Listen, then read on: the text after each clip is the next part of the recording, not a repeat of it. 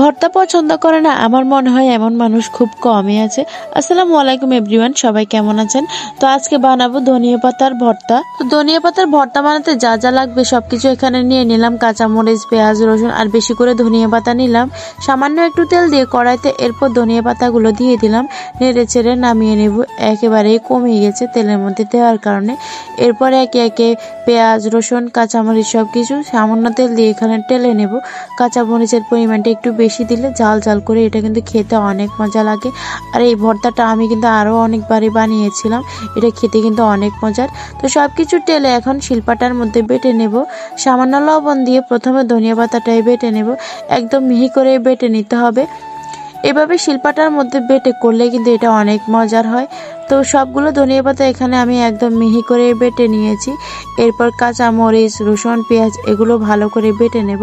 সবুজ সবুজ একদম কালারটা কিন্তু অনেক সুন্দর লাগতেছে। আর ধনিয়া পাতার ভর্তা তো ঘ্রাণটাই অনেক ভালো লাগে। তো সবকিছু এখানে বেটে এখন সামান্য লবণ দিয়ে এগুলো মেখে নামিয়ে নেব।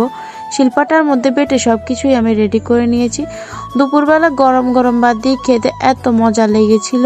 আর আমার ছোট বোন তো বলেছিল সব ভর্তার থেকেও নাকি এই ভর্তাটাই খেতে অনেক মজা লাগে। গরম গরম ভাতের সাথে মেখে মেখে খেতে এত মজা লেগেছিল। তো আপনারা কারা কারা এভাবে ধনিয়া পাতার ভর্তা খেয়েছেন অবশ্যই কিন্তু কমেন্ট করে জানাবেন। ভিডিওটা ভালো লাগলে লাইক, কমেন্ট, শেয়ার করে পাশে থাকবেন। ভিডিওটা পর্যন্ত, আল্লাহ হাফেজ।